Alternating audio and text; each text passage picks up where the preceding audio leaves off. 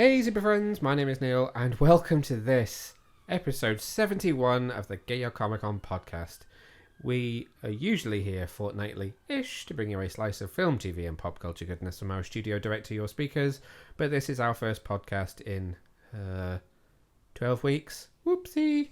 We took a little extended break, but now we're back, and I am of course joined by my very grumpy boy wonder, Martin. Say hello, Martin. Hello, Martin. Glad to be back behind the microphone? Yes. Lies and slander. We have been gone for a while, but we're here. We have returned, and we have quite an action-packed show for you this week. We are joined by not one, not two, but 5 guests to celebrate the release of Warner Brothers Animation and DC Comics' DC Showcase Constantine, the House of Mystery, which is a brand new animated short starring Matt Ryan as Constantine, but also collects all of the DC Showcase shorts that have been released over the last 12 to 18 months. So we have Kamandi the Last Boy on Earth, Blue Beetle, and also The Losers. So in this episode, we are joined by Matt Peters, who directed both Kamandi and the Constantine short. We're joined by Ernie Altbacker, who wrote the Constantine short, Tim Sheridan, who wrote the Losers short, Matt Lanter, who is the voice of Blue Beetle, Ted Cord's Blue Beetle in the Blue Beetle short, and producer Rick Morales, who is part of the creative team who oversaw the creation of all 4 episodes in this anthology. So you're going to be hearing from all of them across this podcast, which Boy Wonder's really happy about because it means that he doesn't have to talk anywhere near as long. It's a nod. People can't hear you nod. Yes. Well, you can. My neck's quite creaky. You've forgotten how to podcast. It's been so long. Going to cover off a couple of big news headlines first. I was not going to have any news in this podcast whatsoever because I feel like we have enough content from all these interviews. But we had some rather big news in the last kind of week or so. So let's start with the quietly confirmed, but on Twitter rather than big kind of usual fanfare, announcement that Sex Education's Ncuti Gatwa is taking over as the 14th Doctor from Jodie Whittaker and will be the new Doctor Who. How do we feel about this? You love a bit of sex education? Yes, the TV show. Yeah. Yes. Right. No, very excited. If anybody's been watching 10% on Amazon Prime, Prime Video, the English language version of Call My Agent, then you might have realised that Martin has, for some reason, taken on a whole load of mannerisms from several of those characters, and he won't stop saying things like, yes, right, yes. Well. But anyway, Ncuti Gatwa, what do you think? Yes, well, very good, yeah. I think he's brilliant in sex education, though, so I think he could be a great doctor. I can't say yes. You just have to say, I agree. I agree, right, yes. Agree. No, very left field.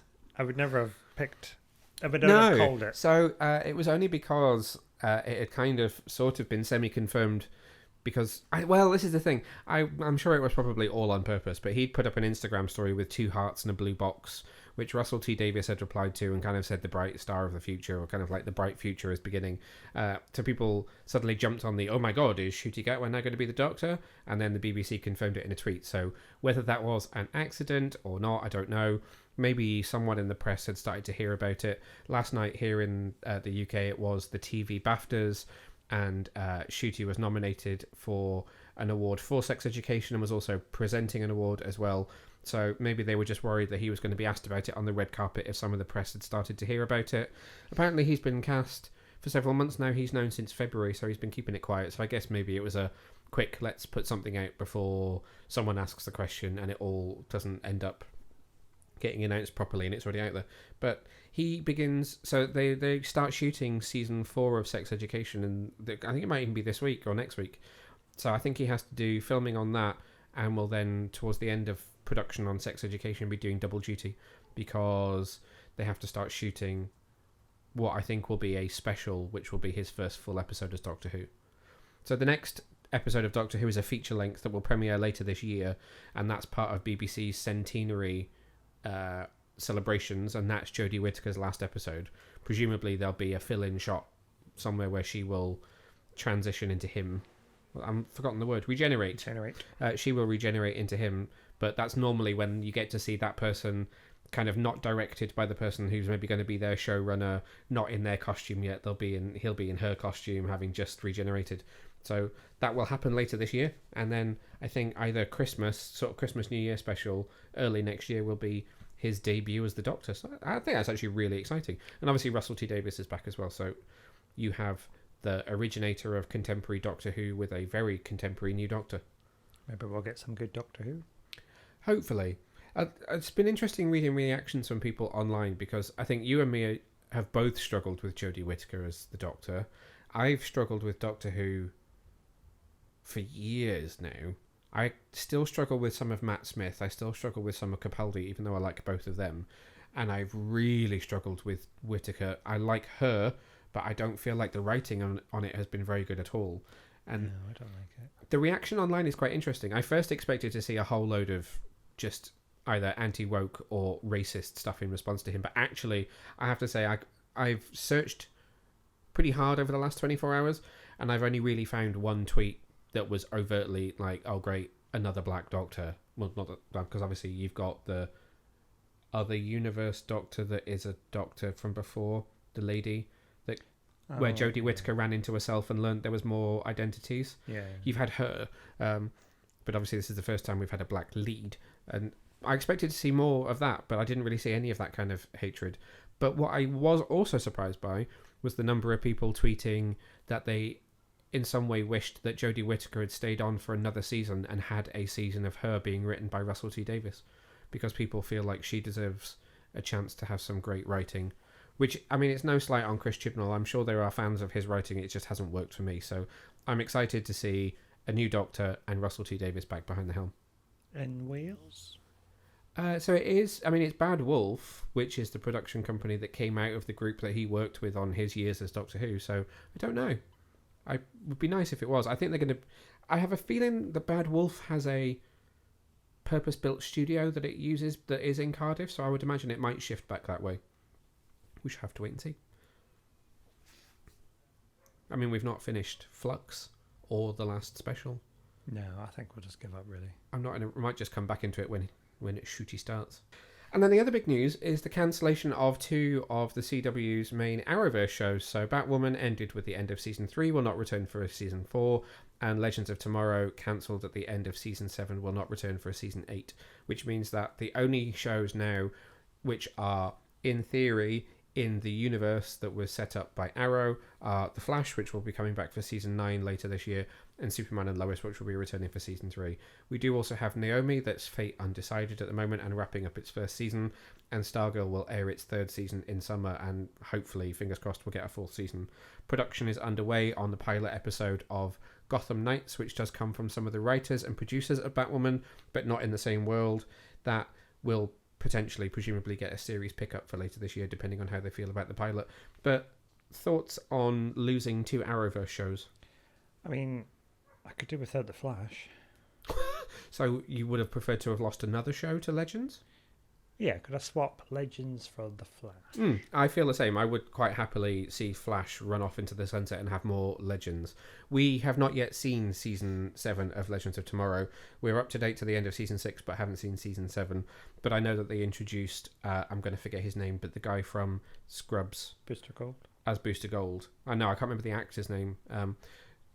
And I saw someone tweet at one of the showrunners and say, well, clearly you asked DC for Booster Gold, and they went, well, you're fucking cancelled anyway, so have him. And the showrunner actually replied and said, no, actually, we turned to DC and said, it looks like the CW may not pick us up. We'd like to introduce another character to help boost the ratings. Could we have Booster Gold? And DC said, we don't want you to end. And both DC and Warner Brothers immediately signed off and said, Booster Gold is yours. Do what you want. I mean, it's all well and good that he can say that. It means nothing now, but that's the way that he's telling the story, at least. I am very sad about Legends. I think Legends is an excellent show that could run for a very long time. I'm sad that Sarah was the only one left from the original cast, but I still think that there was mileage in that storyline. I'm in mixed... I've got mixed feelings about Batwoman ending. What are your feelings on the end of Batwoman? I mean, I think the show was just doomed to begin with, really, wasn't it? Yeah, I think it was, and it's sad because I actually think season 3 was a good series of television. It had a shorter episode count, so it had a tighter story. They, yeah, they sidestepped around Batman villains in that, like, the trophies had been kind of taken from the Batcave, and it meant that, like, someone was infected by Killer Croc's tooth, someone was infected by Clayface, and it was never quite it's Clayface. It's almost like Birds of Prey with it's Clayface's son. It was like they became even more Batman adjacent, but they did it really well, and they had their kind of proto Joker in Marcus, Ryan's half brother, but that ended quite well. And I mean, the season ended. Spoilers for anybody that's not seen it, because they're only showing 7 episodes on E4, and they don't seem to plan to show the rest of the season. But it ended with a huge fight between this kind of proto Joker and Batwoman on a blimp, when he was going to blow up several canisters of Joker toxin and basically melt everyone in the city because he'd managed to get them out into the street. So he basically threatens to reveal Batwoman's identity on a big screen that's on this blimp, and everyone takes to the streets as he's flying over the top, and he was just going to rain Joker toxin down on everyone, which is, that's dark. That's quite Jokerish. And then she manages to fly it away, dumps it on a kind of almost like the Narrows type area, and there's still people there, and it ends on a cliffhanger with some kind of skeletal hand clawing away at the screen, and that was kind of a hint for what might happen next. But I still think there was mileage, but I agree. I think it was doomed from the minute a certain other actor left the show, or shouldn't have been cast in it in the first place. Well, I mean, it's just, if you're going to do it right. Don't do all this. We're in Gotham, but we're not going to talk about anything in Gotham. It'll be villain adjacent. Which is why I think that really it's been axed in favour of Gotham Knights, because do you want 2 shows set in 2 different Gothams on the same network? Probably not. Same writers, so they'd be splitting duty between 2 shows, and you've already allowed, if we're to believe what, the casting size and stuff, that there will be Robins and Nightwings and Spoiler and Bluebird, and yes, so the only set photo I've seen is a gravestone for Bruce Wayne, and the idea is he's dead and they're learning to cope in a world without him. But that doesn't necessarily mean that it's not just one of Bruce's I'm deep undercover and therefore have had to fake my own death scenarios. But clearly they're allowing themselves to be a bit more Batman adjacent. Again, one of the characters is Joker's daughter. Dula Dent's going to be in it, so you've already got actual connections to the Joker. Harvey Dent is in it as well. The guy that played Castiel, the angel in Supernatural, is Harvey Dent in this show. So you've already allowed your other show that's from the same kind of production team to have a hell of a lot more connections than the show you already had running.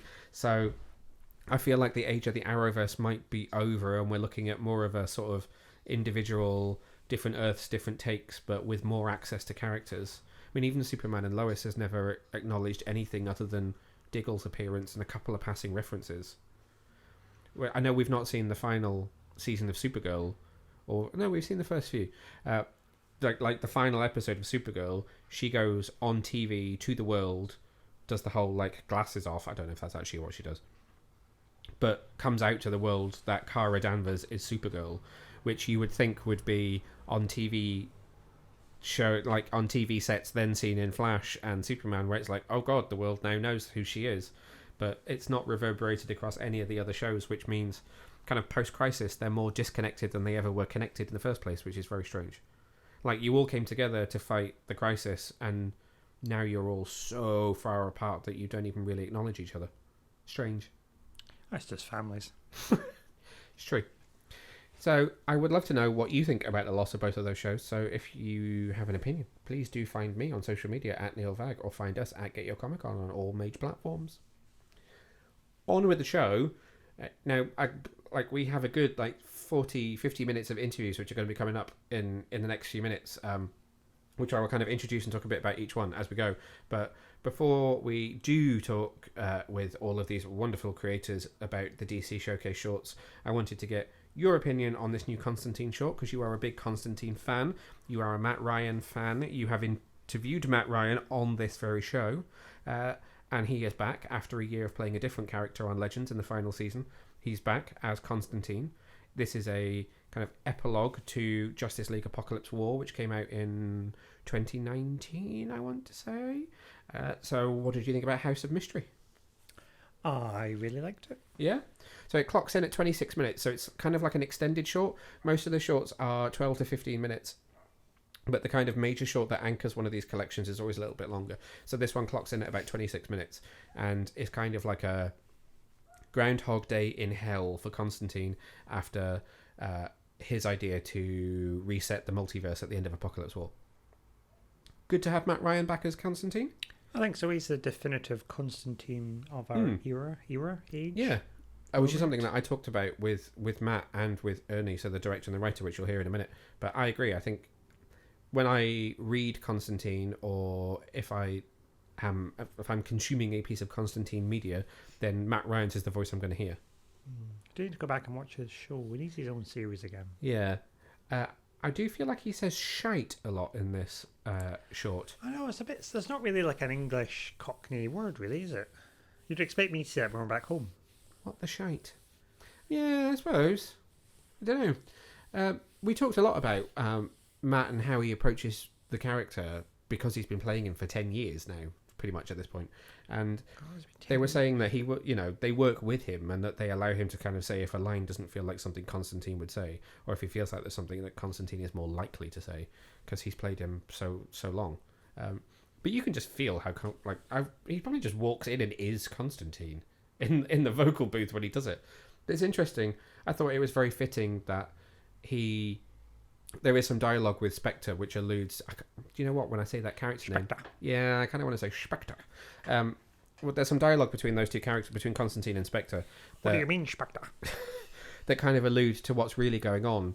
And I feel like it's quite fitting that Constantine wouldn't even allow himself to have a peaceful afterlife. Doth you not agree, Boy Wonder? Yes. Why? What are you searching your desk for? I was trying to look for my little cloth to clean my glasses, but I don't know what I've done with it. Oh dear. Very smudgy here. It's a great little self-contained story, though. I think it works really well. I don't think it needs to be any longer. Did you feel like it was too short, too long? Does it work well as a short? Oh, of course, a lot of questions. Yeah, I think it was fine as a short. Yeah. It worked well. There were some nice nods to the comics with the House of Mystery. Yes, House of Mystery, first introduced in the 1950s, I would like to add. Very good. Yes. Has made appearances throughout DC Comics history, once owned by Constantine for a period of time as well. Okay. And which run was that? Oh, I don't know. Go on, which run was it? Justice League Dark. Oh, I was going to say New 52, that's my answer to everything. How did he get it? He won it in a card game. He did win it in a card game, well done. Thank you very much. I do know my stuff sometimes. It was the headquarters of the Justice League Dark until it fell into the hands of Zatanna. Who also appears in this film. What do you think about how they use Zatanna in this film? It's not really her though, is it? It's a demon. It is, but it's still playing on the relationship between Constantine and Zatanna. I couldn't quite get the word out. That was going to be Zatanna. I mean, I think there's such a tragic romance between those two.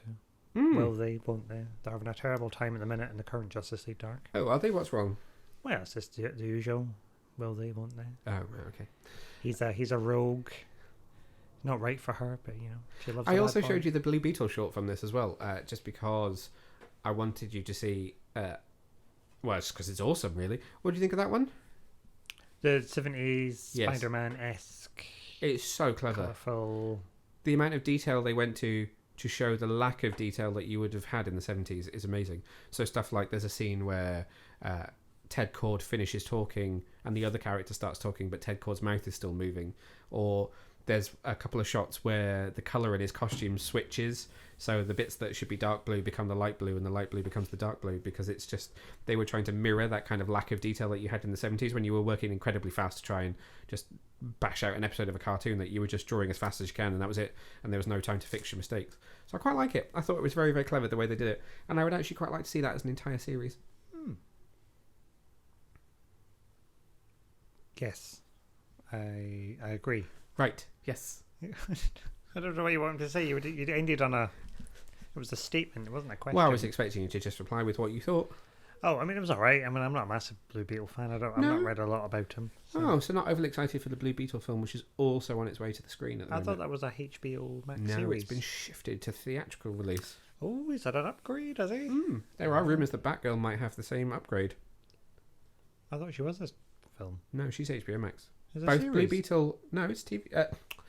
Blue Beetle and Batgirl were both announced as movies for HBO Max, but Blue Beetle has been upgraded from kind of like streaming movie to theatrical release movie, and there's now talk that Batgirl might also get a little bump in budget to go from streaming movie to theatrical. Oh, so then that's less worry about pushing back release date if it's just going to be streamed.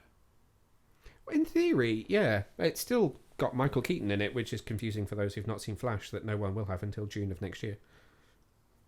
Well, yeah, I suppose. We don't know how much is in it. It could be a setup. You just don't know. Well, it's true. I mean, the only times that he did any... We're talking about Batgirl. We're supposed to be talking about these showcase shorts. The only time he was spotted on set was in flashback filming, so...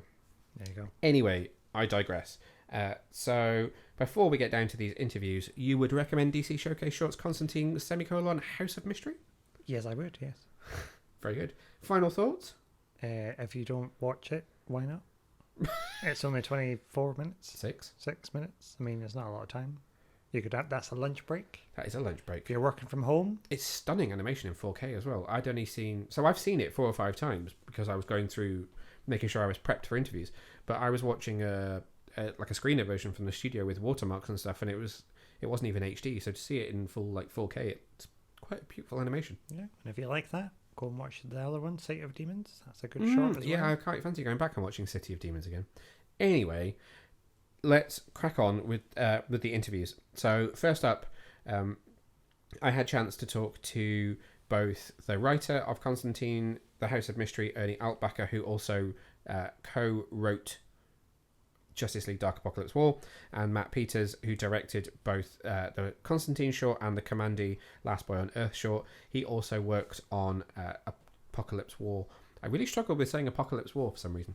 So let's listen to both of those interviews first. Do you know, I found my thing. You found your cloth. Well done. I found my cloth. Over to the interview. Hi, Matt. How are you doing? Doing well. How are you? Yeah, I am very well, thank you. Thanks very much for taking the time to chat with me today. Sure.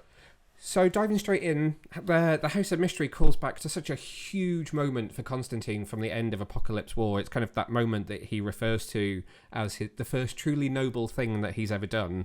Was that a moment that was something you wanted to revisit after having kind of co-directed Apocalypse War? Actually, it was Christina Soda and I co-directed War, and we wrapped up. We shook hands. We felt we did a good job. We told James thanks for everything. We ended it. We honestly thought that was the end. Later, Rick approached me and he said that the House Mystery short, and they were going to pick up on and put essentially a small episode onto the film. And I was shocked. I said, "Oh my gosh, that's great," because it was just to revisit the character and revisit the situations from the movie before. And I think they want me on because I had the experience of working with Christina Soto directing the movie, so it wouldn't be something. And it was somebody who had a history of the film. Yeah, and it just seems so fitting, kind of as a fan of the character, that even after this big noble gesture, he wouldn't actually even allow himself to be at peace. So what was it like, kind of getting to refocus just on Constantine following that moment and kind of dive into his psyche as a consequence of what he'd done? Yeah, well, I was saying before that, like when Christina and I directed Apocalypse War, it was such a tremendous that we basically divided it in half and did a divide and conquer on it. And she focused on the scenes of the character that she liked, which was Raven, so she was able to take the Raven scenes. I was a Superman fan, so I ended up focusing on Superman. So in a way, we both kind of we both kept, the Constantine scenes were tossed back and forth between two of us. And in a sense, it's like I didn't really get a chance to explore his character as deeply as I could have until we got to this thing. And just like you're saying, to have the story unfold where you're dealing with a character in the universe, but then ends up not being able to allow some kind of comfort. He just rejects it. It's perfectly that character, and it was really fun to be able to look. And I mean, Matt Ryan's been playing Constantine on screen now for, it's going on for nearly a decade. It must be like second nature to him, kind of flipping in and out of that character. What was it like kind of reuniting with him after having worked with him on Apocalypse War? Oh, it's always great. It's just, we get to dance with and just watch that guy go to town. And he is just an inescapable talent. He loves he's just a sweet person to work with. So it really, our voice director is the one who's doing both the heavy and getting the scenes that we want and everything. But for us, it's we get to work as like fanboys. We get to sit and listen to him perform and get an opportunity just to say hello to him. What we think he's doing. So it's kind of like it's just a treat. I mean, it's just like and devote so much time and attention and so many years to the character. It's just really fantastic to see him kind of continue that on. Yeah, you touched on it slightly there, but obviously you worked with voice director Wes Gleason, who is somewhat of a legend in the DC animated universe. What's the working kind of process like when you have, you know, yourself as the director and then you have a voice director working with the actors as well? Well, Wes is an absolute delight. He's fun. He's just like, he always keeps the spirit like and fun to work with all the different actors and things. And the best thing about it is he really likes to keep both Rick and myself while we're in there. And he reads a script thorough, backwards, forward, up and down from every angle. Got a great idea of how to approach the drama and things, and it just really helps those actors. But he's also got his ear open to both Rick and myself. So we'll be sitting there listening and making sure that it's like, okay, well, is he in the right setting? Is he in the right state of mind? And sometimes we'll pick up on a line read, and we're like, we think maybe it's a little bit more like this, and he always takes it, and it's always looking for that opportunity to explore. It's such a, you think it's just an opportunity, being a line, you know, multiple times, but you find a variety, and Wes always makes it fun, and he'll explore and try to do different things to make it feel like they're having fun with it. It's just experience all around. And I think something that a lot of people will take away from this film as well is Robert J. Crowell's score. It's outstanding. I keep rewatching the end credits for that piece of music. I mean, what was that like for you when you first got to hear back this kind of Halloween-esque, amazing theme tune that he's constructed for this? Yeah, well, for me, what happens is as soon as I'm done on direct, close up shop for me, and they move me on to the next project. So what always happens is, and it goes into all the stuff after, like putting in the music, and Rick is there supervising it.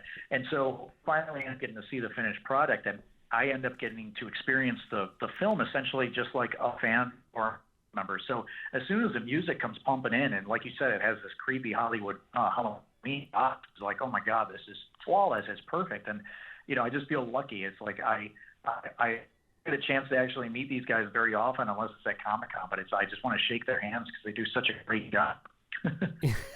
It's like a cherry on top. I've been a fan of his since his work back on Angel, the TV series as well. So when his name crops up, I'm always excited to see what he does, and he really knocked it out of the park. But you also, you also directed Kamandi, The Last Boy on Earth, which is part of this collection of shorts. So again, another really big fanboy experience. What's it like playing in Jack Kirby's version of the DC universe? It was just unbelievable, mind-blowing fun. It was like, as a comics growing up, it was like the minute that Rick pitched to me the idea that they were going to do this short to have like the look and feel of a Jack Kirby comic from 1972. I was just like, beyond, are you kidding me? And really, I think it was Rick and the designers who deserve the applause for that, in all honesty, because they really worked hard to kind of hammer out that style to really make sure it would transfer over into animation.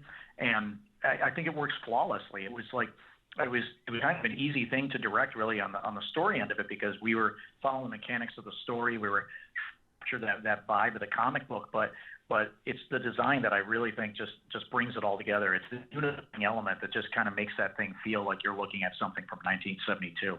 Yeah, it's true. It's true. It's so beautiful to look at.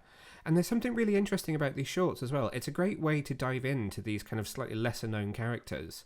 And of course, there's the Blue Beetle short, which is in this collection, and that character is now headed to the big screen. Are there any other characters that you would like to tackle in this kind of showcase setting? Actually, I when asked that, I have to. I love Milo. He's super talented. But he robbed from me the Blue Beetle short. I would have loved to have worked on that thing, and especially the way that they did it. Oh my God, it was so flawless. They did such an outstanding job. Milo knocked it out of the park. But honestly, if I had that chance, if I just had more time, if I just had the opportunity to direct that thing, I would have loved to get my hands on that one. It's funny though, because I kind of almost see a similar trajectory between Blue Beetle and Kamandi, because my knowledge of the two of them outside of comics is appearing as guest characters on Batman Brave and the Bold, and then having the showcase shorts. So I'm just expecting Kamandi to leap to the big screen at some point in the near future in some Jack Kirby epic, which would just be beautiful. But what's next for you? What have you got coming up next? They got me at Warner Brothers. I'm working on a bunch of different things right now. I actually co-directed a movie with Katie Walder, which is the Teen Titans DC Superhero Girls crossover. Of course. And I think that's coming out, or it's out now. I'm not sure, but either like a great opportunity again to co-direct, which opportunity is incredibly brilliant. Thanks very much, guys. I really, really appreciate it. Thank you for taking the time to chat with me today, and well, I will look forward to catching up with you again very, very soon. Hi, Ernie. Thanks for taking the time to speak with me today. How are you doing? Oh, great.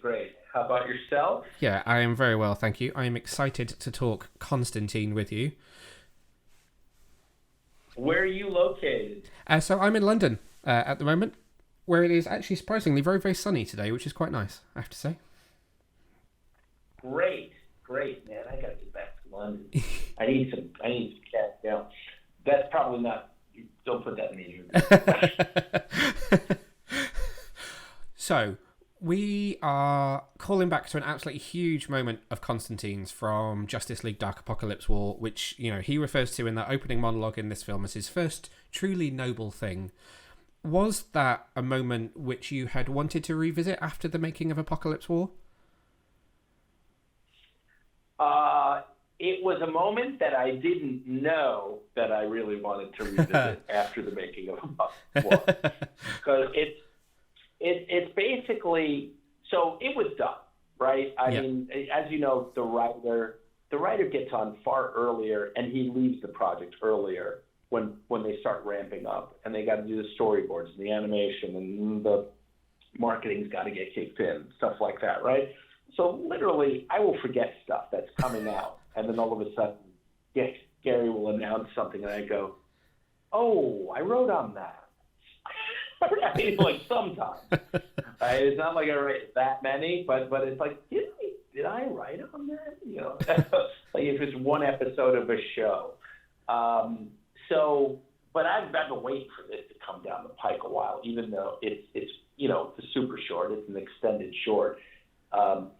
So after Apocalypse War, I handed in. They really got going on it, and then it went away. And then we had pandemic and stuff. And I was writing it right before or during the initial stages of the pandemic. So in 2020, and so here we are now, and it's coming out.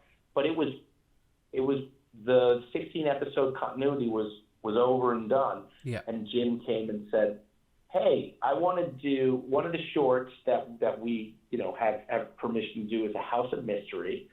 I want to make Constantine the lead, so I'd like you to write it since you've kind of written this character before, and we can also make it a coda to the 16 film continuity." And I was like, "Hell yes, I want in on that." It seems really kind of fitting to me that a character like Constantine would make this huge universe-altering gesture and then still not be able to kind of be at peace afterwards. And I know that you've said he's one of your favourite characters to write for as well. So what was it like getting the chance to, I guess, kind of unlock him a little bit more, focus in on him, and dive a bit deeper into his psyche this time around?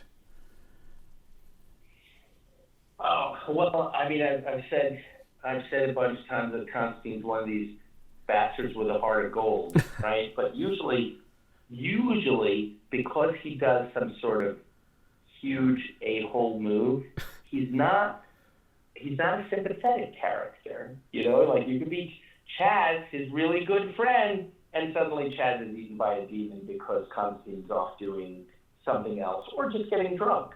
and you're like, I don't feel sorry for Constantine. This was a unique opportunity to try and get sympathy for this bastardy character, for this anti-hero. Yeah. Make people feel sorry, like that no one should have to go through this. And I relished that, Chad Neal. I can hear it in your voice, I can tell. And then I suppose actually kind of building on that then, was it still important to make sure that he had an emotional connection? So I suppose there's still a focus on the relationship that he has with Zatanna. So amongst all of that chaos and the kind of horror of it all, there's still a kind of emotional connection and a weight that's there. Was that something that was important to still include in there to help bring that sympathy to the character?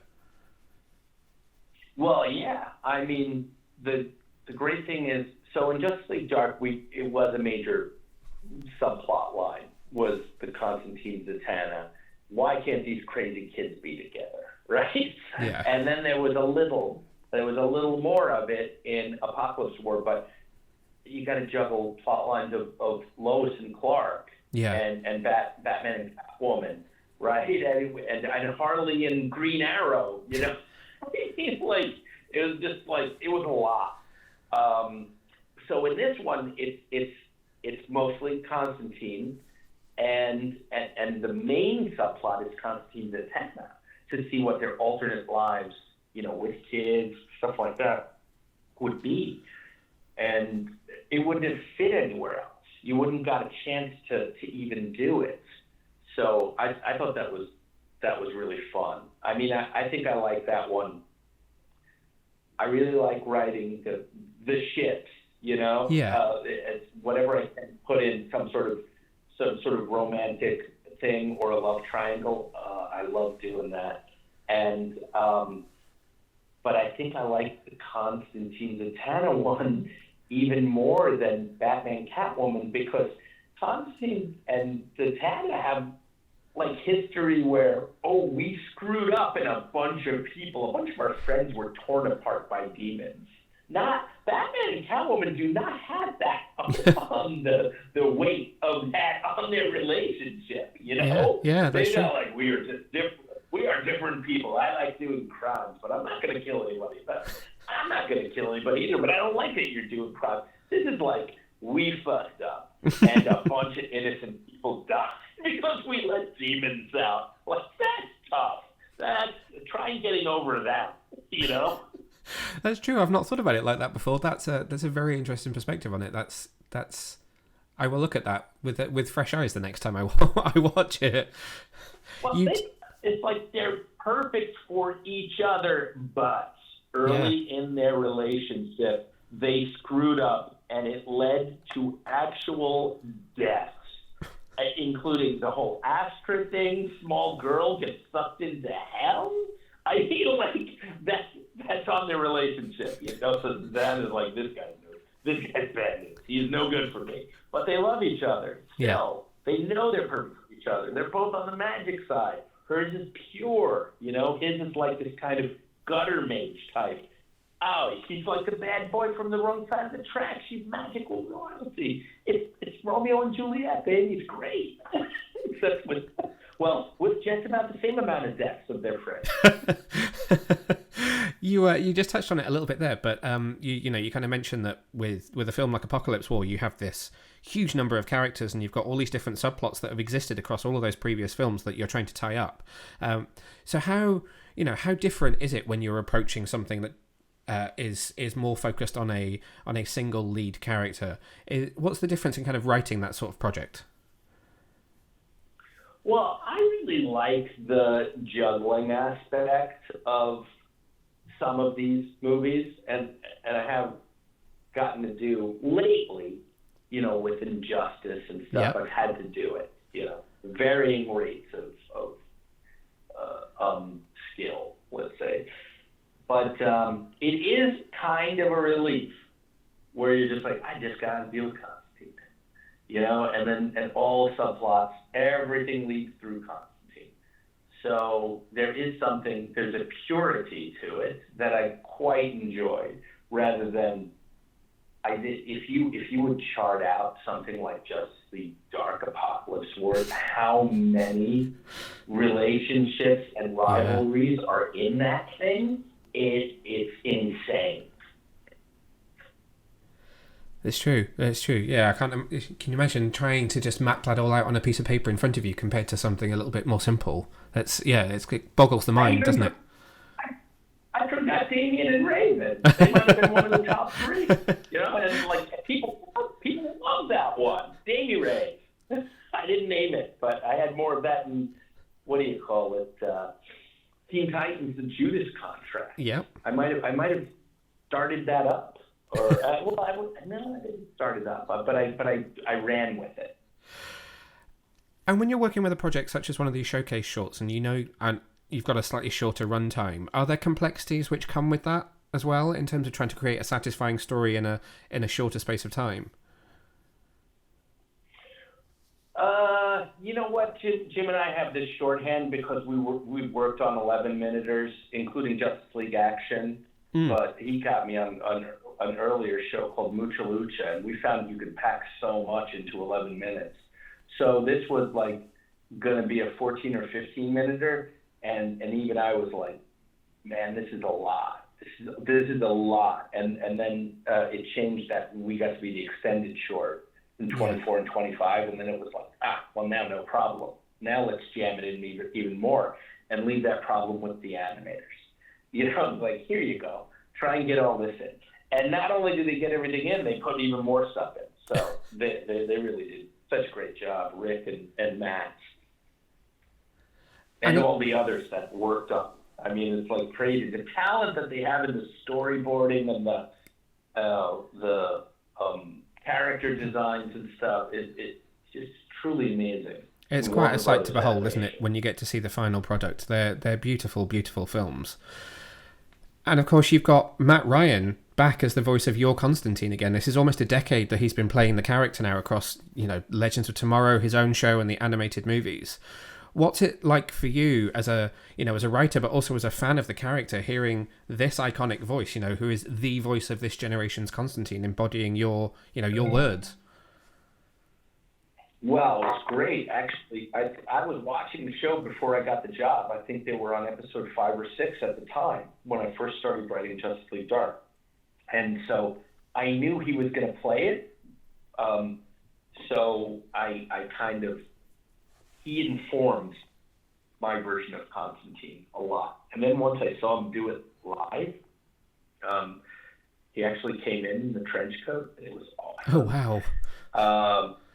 Yeah, and I mean, he's like so methody in that thing that he just like was John Constantine in the booth. Nothing crazy. He wasn't like tossing muffins and saying that. He's not that type. He's great. He's great, actually. I said it before. It's like I don't write my version of Constantine anymore. My version of Constantine is Matt Ryan doing his version of Constantine. I try and go, what would Matt Ryan say as Constantine, rather than what would Constantine say? Yeah. So it's been a big influence on me. So that was the lovely Matt Peters, director of Constantine, the House of Mystery, and Ernie Altbacker, who also wrote the short. Next up, we're going to hear from voice actor Matt Lanter. You might know him as the voice of Anakin Skywalker in years of Star Wars cartoons across Clone Wars and all the different shows that have been going on. He is also an accomplished live-action actor who has appeared in shows such as Timeless. He was also in last year's Netflix adaptation of the comic book Jupiter's Legacy. How you doing, Matt? How you doing today? I'm very good. How are you? Yeah, I am good, thank you. I'm currently just having a fight with my cat who really wants to play with the microphone. So, Blue Beetle. I mean, this is something really special for these DC Showcase shorts. It's such a different watch than what we've seen before. I kind of wanted to just start out by taking me back to the beginning, and I want to know what your reaction was like when you first read the script for it. Well, I think the first thing that stood out to me was the tone. It's obviously much different than a lot of things being made. And I mean, that's what's so fun to me. It's just kind of this throwback tone, and in fact, pushed even a little bit more comical in a way. And it was just a joy. I mean, it was really just a good time to kind of be bad on purpose, and and I just love how it turned out. I love the little subtleties and terrible animation, and terrible voice acting, and it was just a joy. Well, so you say it there. The quote unquote terrible voice acting. I mean, you've voiced Aquaman before in some of the other DC films, and those are typically much more serious than what we've got here. How did you go about finding that kind of stilted and sort of terrible voice that fits with the '60s cartoon aesthetic? Well, I mean, I'm somewhat familiar with just the old kind of campy style. I grew up watching, Adam West, and I love those, and so I think I just immediately kind of understood what everybody was going for here, and it really didn't take long to kind of try to find a little groove here and just run with it. And I think every time, we knew it kind of fit if it made us all chuckle a little bit. So that was kind of the gauge. That makes perfect sense. Did you use this as an excuse to dive back and watch some of the classics? I mean, I rarely need an excuse to go watch an old episode of Scooby-Doo, and this seems like the perfect excuse for it. I didn't, because I'm so familiar, since you mentioned Scooby-Doo, I'm so familiar with Scooby-Doo. I grew up watching every episode of Scooby-Doo. Before there were streaming services and even DVDs and that sort of thing, I remember as a kid taking road trips back and forth to family's house in Ohio. We were living in Georgia at the time, or vice versa. Well, that doesn't matter. But either way, the point is that my sister and I, we used to tape record on a cassette. We would tape record episodes of Scooby-Doo, and we would listen to it on our little Walkman headphones in the car. Oh wow! So yeah, we were big fans. So I didn't need to go back and watch any of this stuff. I'm familiar with it. And then when watching it back, it is almost sort of an unnatural way to speak. It's almost like everything is a very bold, melodramatic statement. So was that something that you had to kind of get your head around, breaking the normal pattern of speech to try and get into the mindset of this kind of cartoon character? Yeah, I mean, I guess a little bit, but once you start doing it and you just it's just about having fun with it. But yeah, you're absolutely right. I mean, it's certainly not something that you would approach a typical audition with, Especially, I think you kind of mentioned it earlier, the DC stuff is really good, really quality, animation, and it's quality voice acting and really, good storytelling. And so definitely a departure from what, I'm used to with Aquaman, watching other DC animations. But, once you get into it, again, I don't want to make it seem like it was a hard thing to do. I just fell into it, and once we all started kind of laughing, and we all were just on the same page. It was an off to the races kind of thing. And then we would, do many takes of certain lines or scenes or whatever, and just pick the best one, which probably meant the one that made everyone laugh.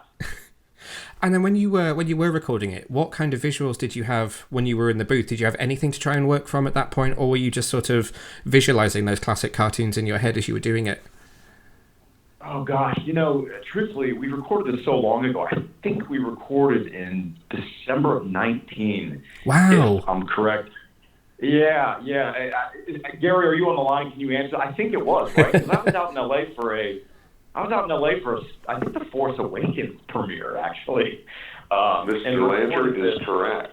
Wow. Yeah, it was a while back. And Gary, I think you had shown me some drawings maybe of this. I don't remember.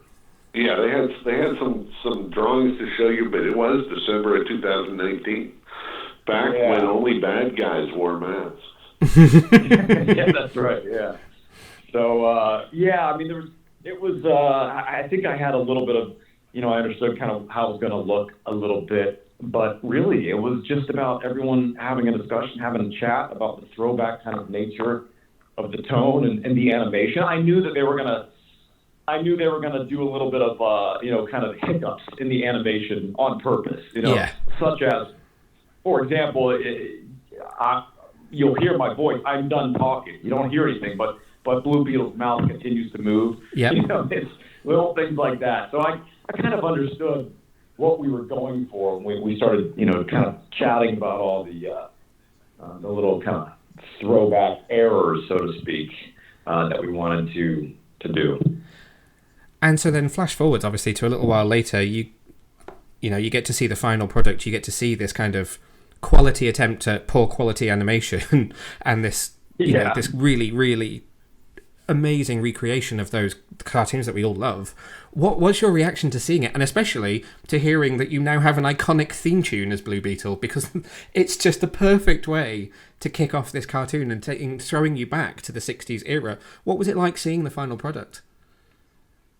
I loved it. Truthfully, I just saw it, I think, for the first time yesterday. Oh, wow. And yeah. So it's fresh. It was great. From the very get-go, you've got the cheesy sound effects and the looping animation. They'll literally use the same sequence of animation, a minute later. And you can see, and it's hilarious. And so I think if you're looking out for all those things, it's, again, I already used the word. It's just a joy to watch. It's fun. It's a departure from what we've been used to recently, and I think everyone loves that bit of nostalgia. And so it's just a blast to watch. Me as a voice actor, I always, no matter what it is, I always pick on myself. So there's always things I would, want to do different, or wonder, I'd love another hack at that line or something, But hey, it is what it is. It was really fun, and I'm happy to be a part of it. I would love to do more, honestly. I'd love to do a whole series on this Blue Beetle just because I think it'd be a blast to do. I don't know if it would have sustainability or not as far as people want to, tune in week to week or, on a streaming service. But, man, I'd love to.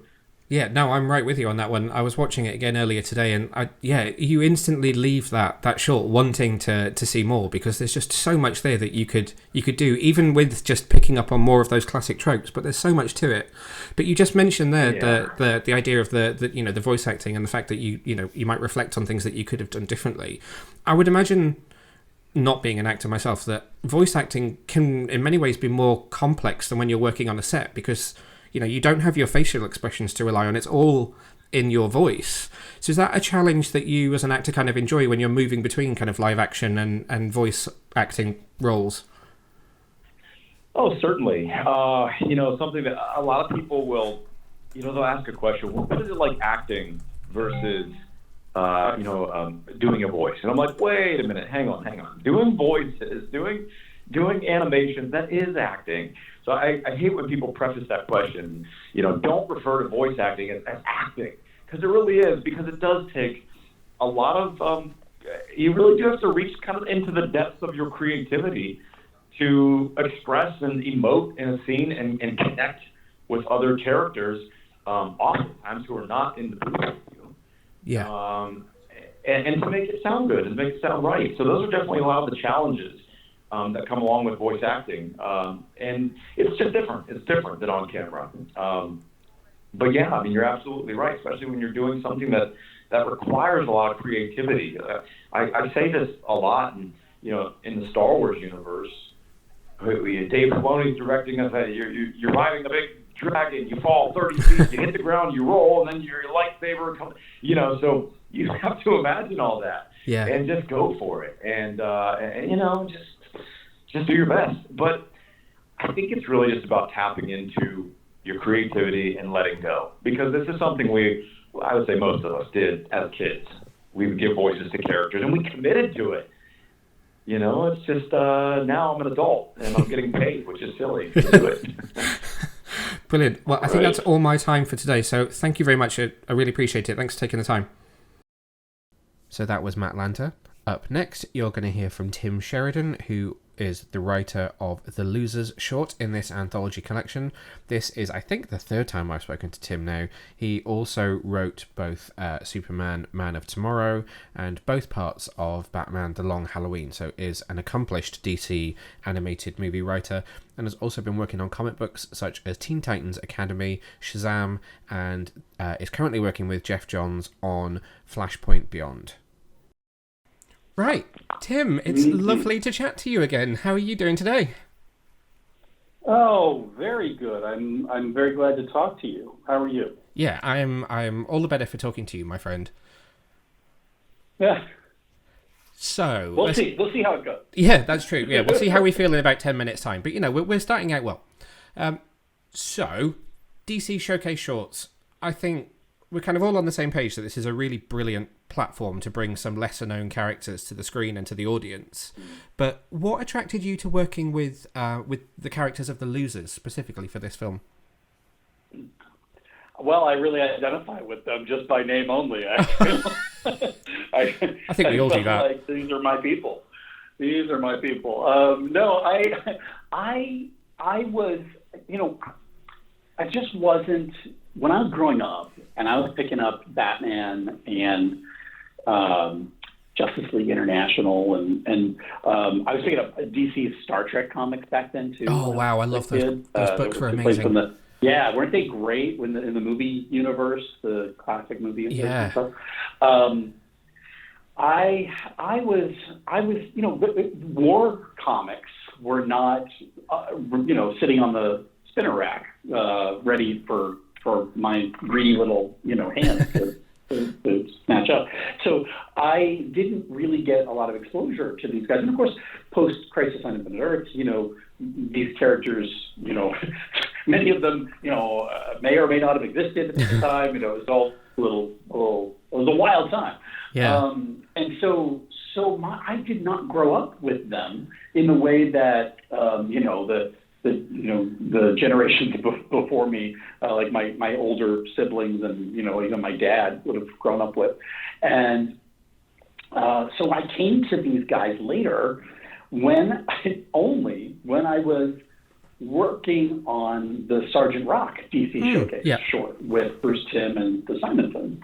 And I said, I'd always seen the name The Losers, but I just had never really done a deep dive. And when I was researching and reading stuff for that, I started checking out and seeing The Losers, where they were, arguably my favorite of that particular genre of comics. In terms of the war stuff, The Losers were my, the ones I understood, I think, better than anybody. They just had a great hook. They just had a really easy to understand and great hook. And, it's a teen book, but it's not, there's no capes. So I would have, if I picked these up when I was a kid, I might have, I don't know if I would have taken to them without the capes. I don't know. I'm not sure. But as an adult, getting to read them, understanding that, you can take or leave the capes, but it's about the team dynamic. The characters and relationships. And that's really what makes, things like Justice League and all the stories in the DC universe, the Teen Titans, makes them so interesting and so compelling. And so The Losers has all of that and had all of that. So there's this great foundation of relationship and character and storytelling and this great team with a really cool hook about these guys who are the last survivors of doomed missions all brought together, and they're doing, trying to get, keep trying to survive and to do something good and to win one. So I think that that was kind of, it sparked my interest when I was doing that research on Sergeant Rock, and then when Jim Creed called and said, "Hey, what do you think about doing a short with The Losers?" Because I know he's a big fan of The Losers, and I said, "That sounds like a lot of fun. Let's do it." Although there is something really daunting about introducing characters who people aren't really familiar with, who are huge characters. So there's a segment of people who love and know these characters of comic book things. And then there's a lot of people who just don't know who they are at all. Yeah. And so putting them on screen for the first time is, it's a very daunting task. And with only 15 minutes to do it is, I was about to mention that actually, because obviously, and we know you've written for TV, animated TV shows before, where your runtime is kind of closer to that sort of 20-22 minutes. But when it's a kind of a standalone short like this, is there an added complexity to trying to tell a well-rounded story, particularly with a group of characters as well? Yeah, exactly. Like if this had been one character, that amount of 15 minutes, I can do a lot of damage in 15 minutes. I can But when you put a team on the page, it can get much more difficult. I mean, this is something I've learned the hard way with Titans Academy at DC Comics, which I've been doing, which we're just wrapping up now. But it was, it's hard enough to do one team, but I kind of created a book that had 3 different teams, maybe 4. And so there were just so many characters and only 22 pages an issue to really tell the story. So it came to me very quickly that this was almost an impossible task for someone who hadn't worked in comics before, which was where I was. But so it's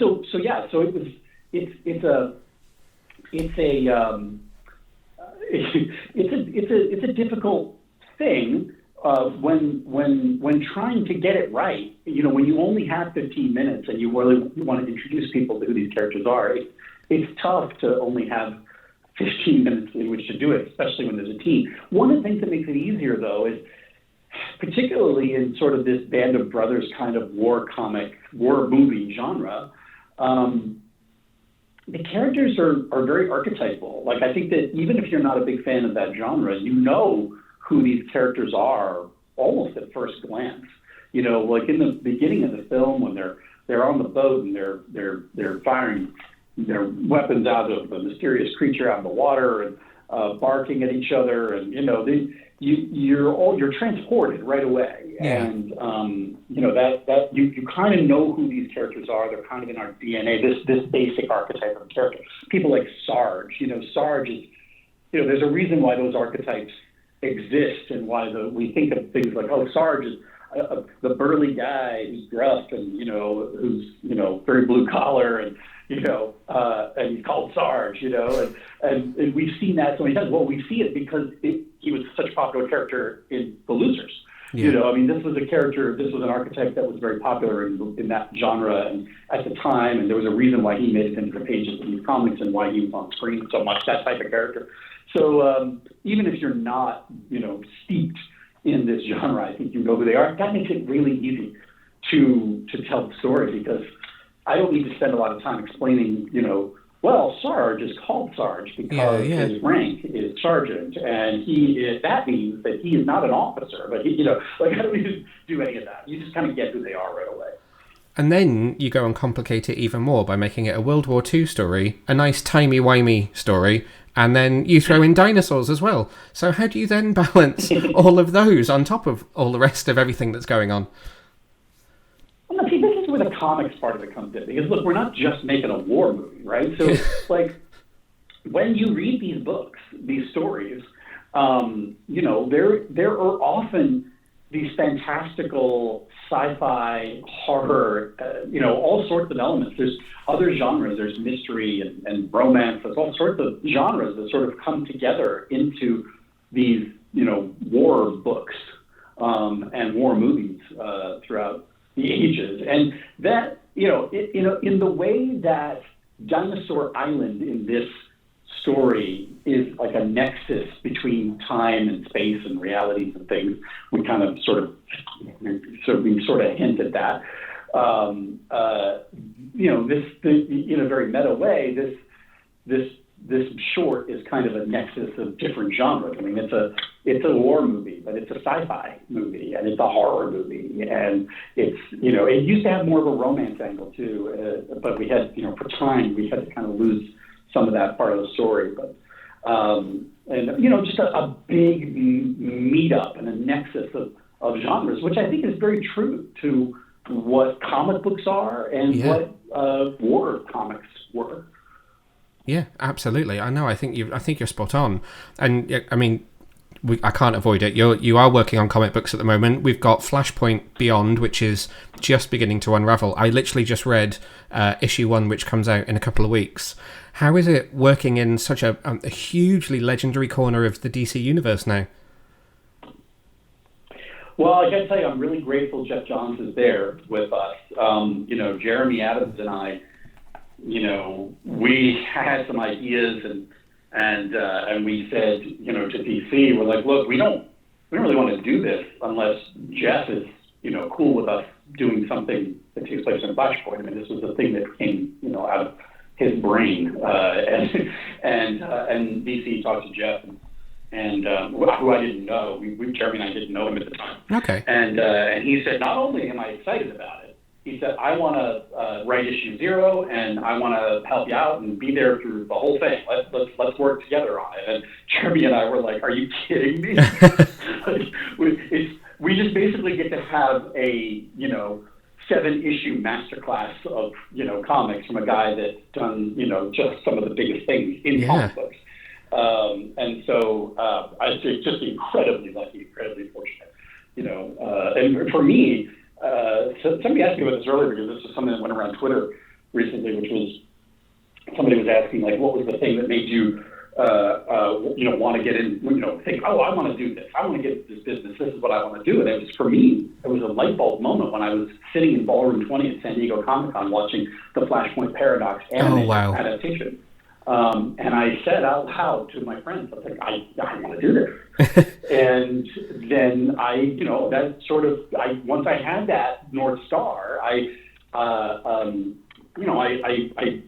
started, meeting people and building up my portfolio and trying to figure out how to break into the business. And I happened to get a chance to meet and work under Jim Krieg, and he opened the door for me at Warner Brothers. And then I was, within a short time, I was scripting the Reign of the Superman adaptation for James Tucker and Jim, with Jim Krieg, who these are the guys who did Flashpoint Paradox animated.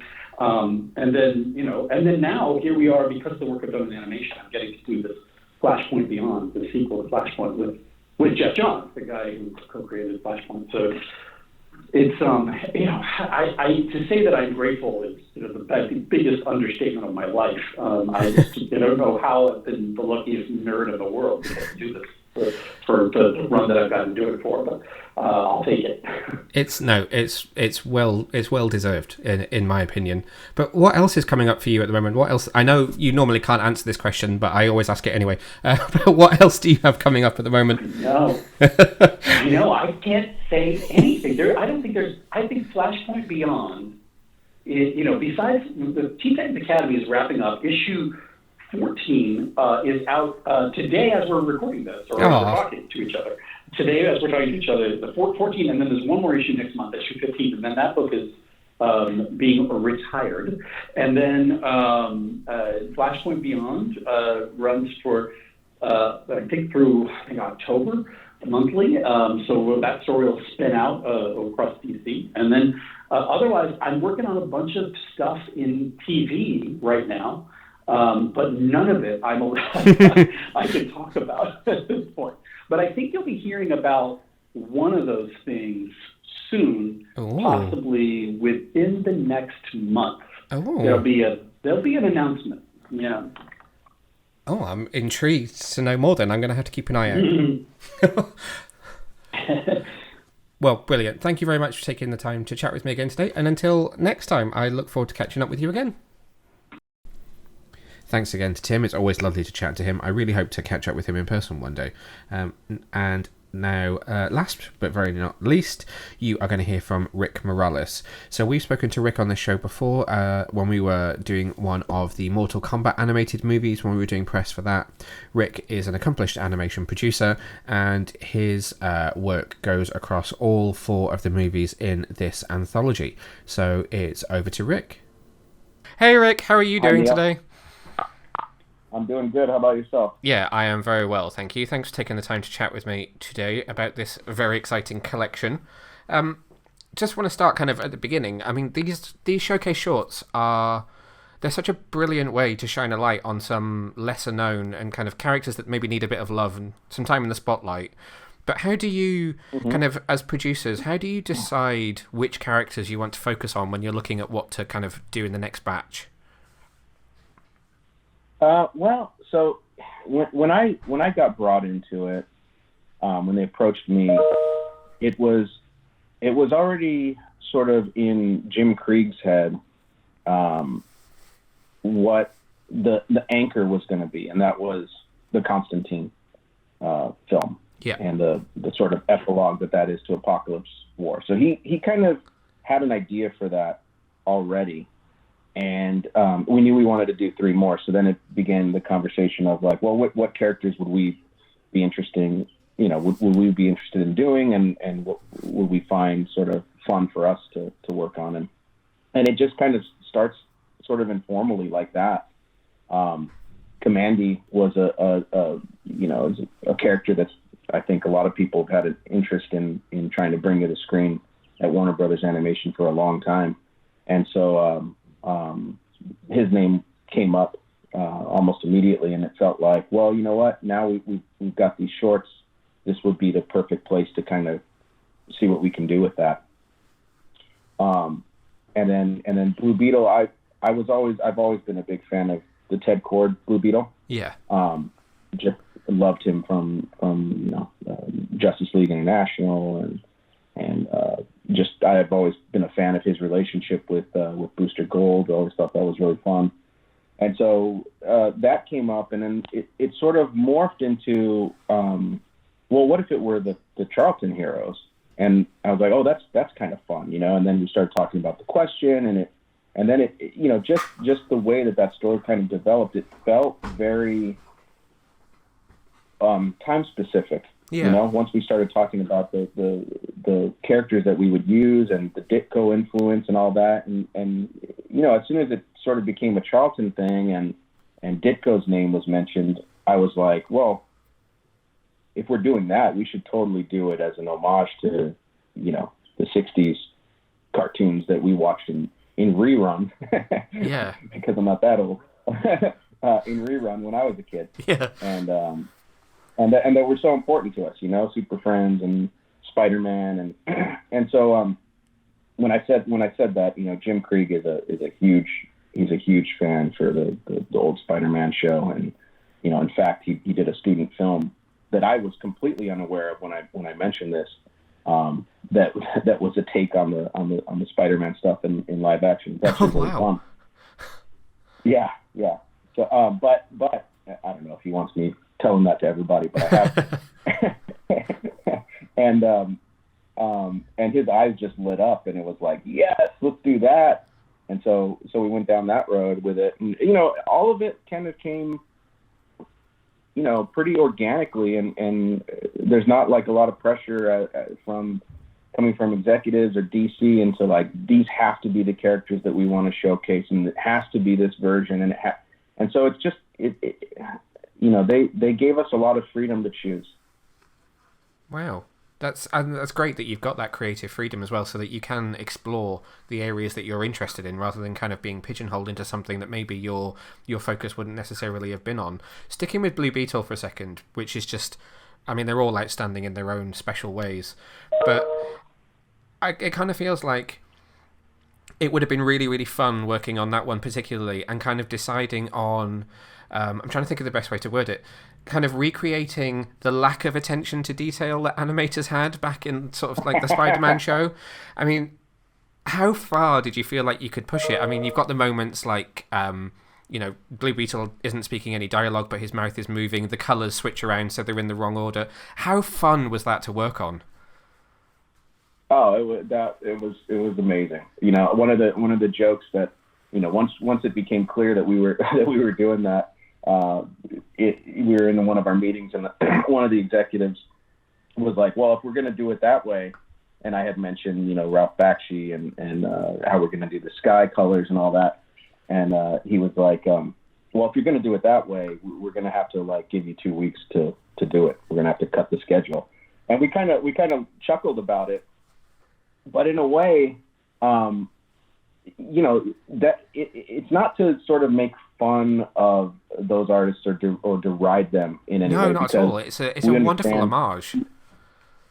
Yeah, I mean, we're trying to show like love to what they did, but also understanding that like, man, they were churning it out. Yeah. They were moving fast, and they just had to go. So they were living with the mistakes, and you see them, and it does add a certain amount of charm to it.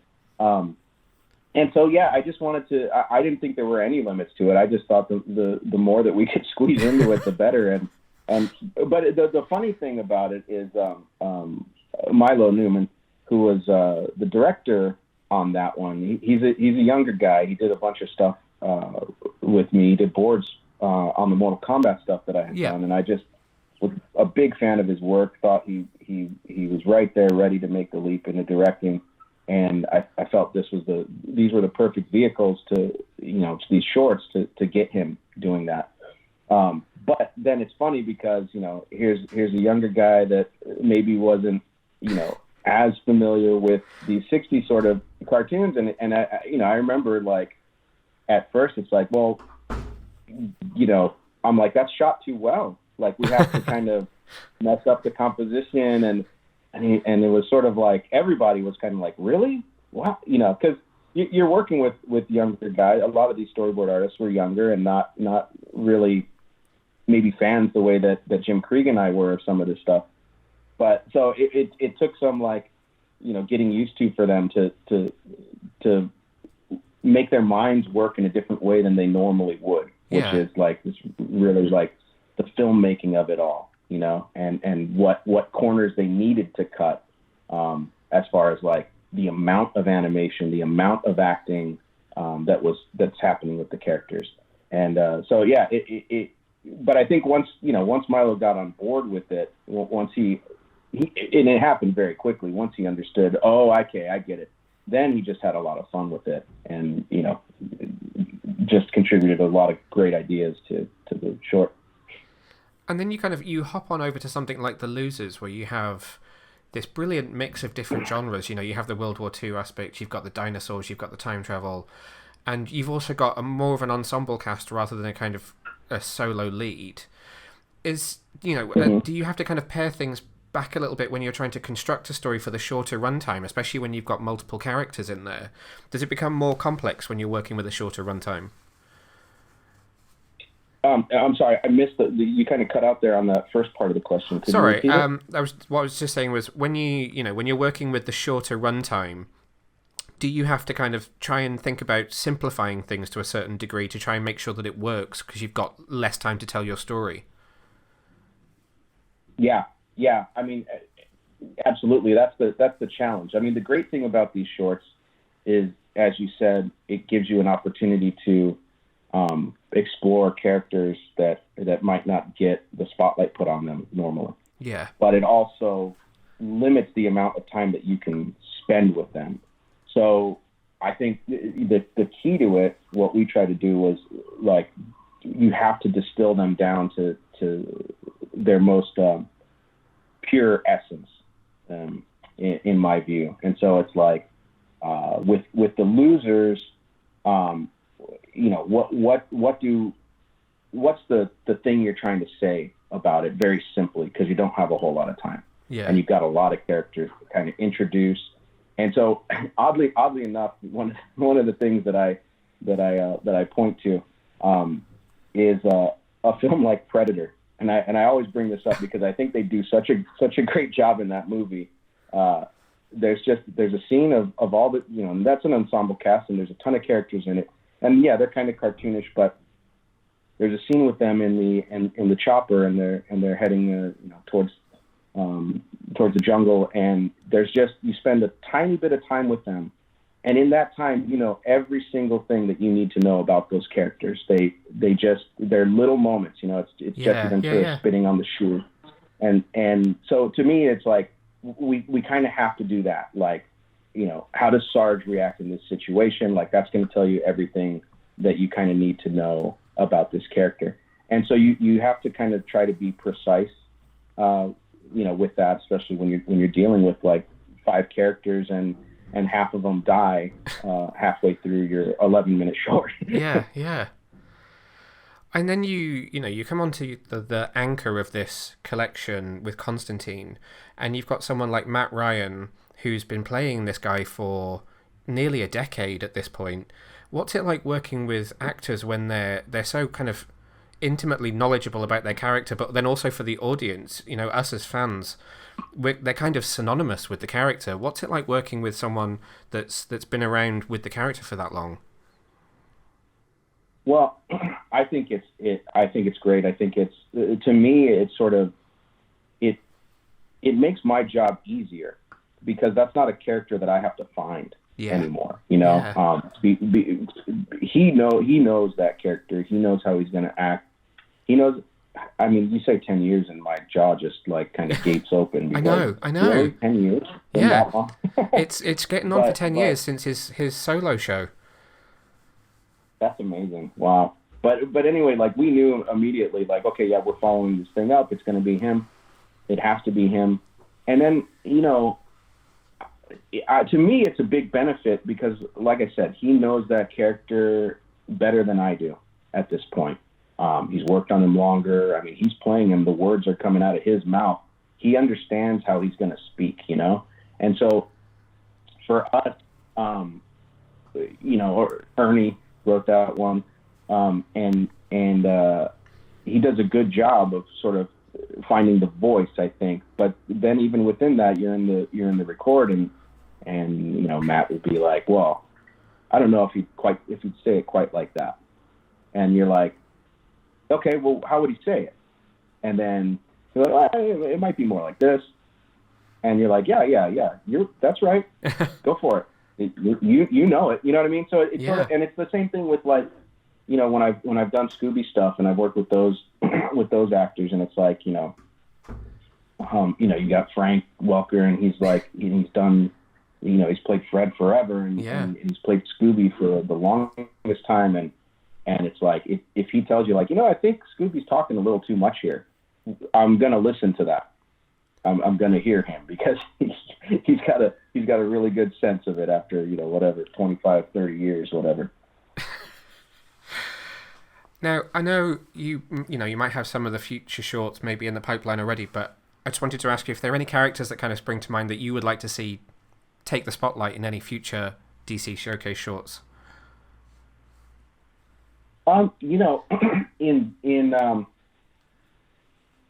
Obviously I couldn't talk about what might be coming. But, yeah, exactly. I mean, but I still, I still think that there are a number of characters out there that, for me personally, I would like to do more with the Green Lantern, specifically Guy Gardner, because I think he's such a lovable jerk, and he's kind of showed up a little bit here and there, but he's never been the focus of anything, and I feel like that's something that he's a character that we could sort of get into.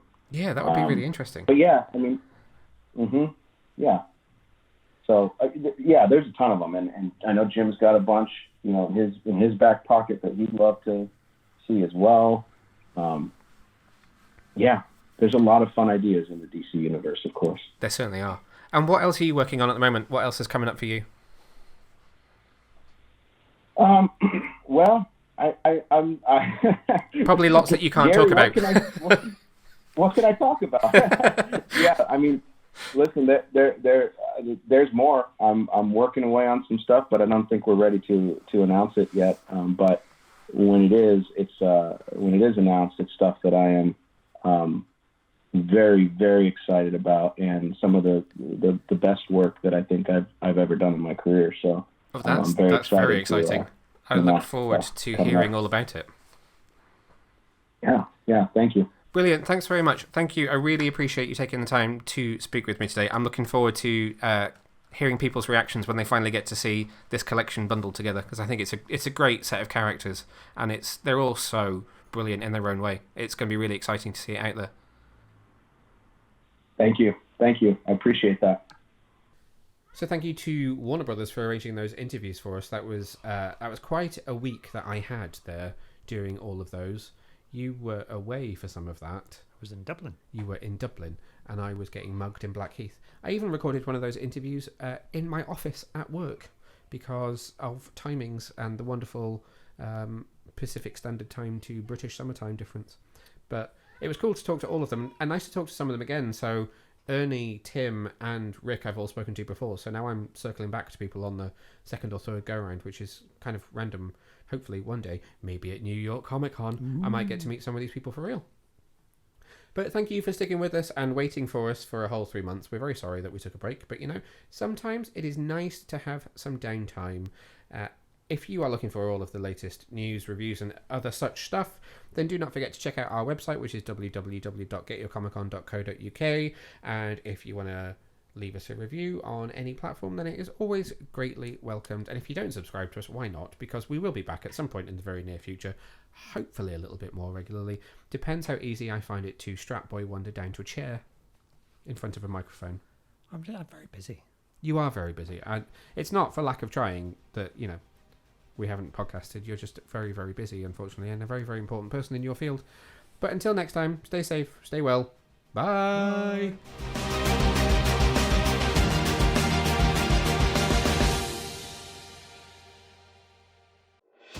Thanks for watching, Super Friends. If you enjoyed this video, then make sure to hit the subscribe button just down below and hit the bell so that you can get notified whenever we release brand new videos. In fact, there's 2 more waiting for you to watch right here below. So what are you waiting for? Why not click play?